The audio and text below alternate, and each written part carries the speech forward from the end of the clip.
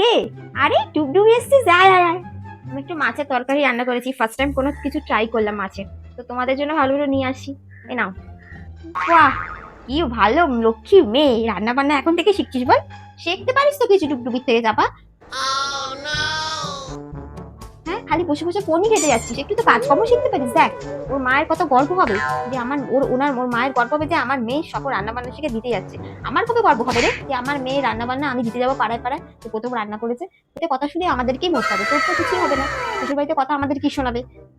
ভালো লাগে না আমার এখন। তুইও শিখে রাখ চাপা, তোদের কাজে লাগবে। একটু বল বল তোর বন্ধুকে বল, যাতে ঘটে কিছু ঢোকে। আচ্ছা আসছি কাকিমা, হ্যাঁ আসছি, আচ্ছা আচ্ছা রাখ, হ্যাঁ হ্যাঁ। মা ও মা, শোনো শোনো শোনো। হ্যাঁ বল, কি হয়েছে। দেখো আমি একটা রান্না পেয়েছি। রান্নাটা তুমি যদি খাও না, রান্না যদি করবো যখন একবার খাবে মানে একদম চেটে পুচে খেয়ে নেবে, দারুণ সুপার রান্না, সুপার। সোয়াজিং খিচুড়ি ফেসে চোবাজা।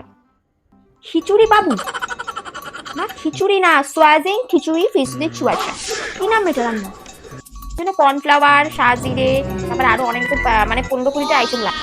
দেখ অত কিছু সরঞ্জাম নেই, কর্নফ্লাওয়ার, সাহাজিরে, এই জিরে ওই জিরে, অত কিছু ঘরে পাওয়া যাবে না। যেটা ঘরে আছে সেরকম দিয়ে কিছু রান্না করতে হলে কম খেতে হবে না। অত টাকা পয়সা নিয়ে অত কিছু তোর জন্য নিয়ে যাবে, রান্নাটা বাজে হলে তাহলে তো নষ্টই হবে আমার, তাই না? এইটা নিয়ে বাড়িতে, ওইটা নিয়ে বাড়িতে, সেইটা নিয়ে বাড়িতে শুরু হয়ে যাবে, আর আমি একটা কিছু রান্না করে হাতের সামনে কোনো কিছু পাবো না, আর বলবে টাকা নেই, এই নেই ওই নেই সেই নেই, ভালো লাগে রান্না করতে, বলো কেন আমাকে?